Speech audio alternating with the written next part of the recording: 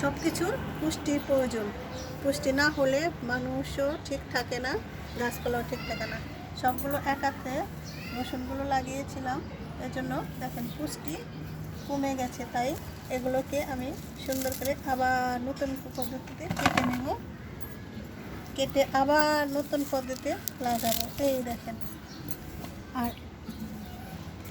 সবগুলো এই দেখেন সবগুলো আমার কাটা হয়ে গেছে। কি সুন্দর দেখতে, আহারে!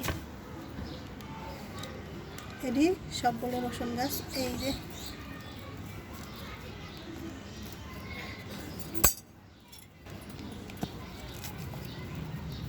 আবার নতুন রূপে লাগিয়ে দেব।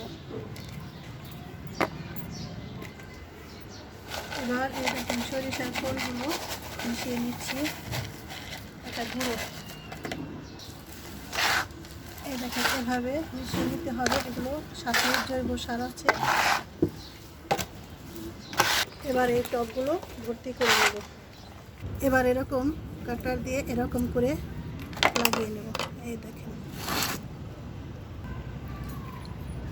এই যে এভাবে যদি লাগানো যায়, আবার এইটা কিছুদিন পরে আবার বড় হয়ে উঠবে। হ্যাঁ, এভাবে আমি রসুন গাছগুলো লাগিয়ে নিলাম। হয়তো কিছুটা সাশ্রয় হবে সবারই।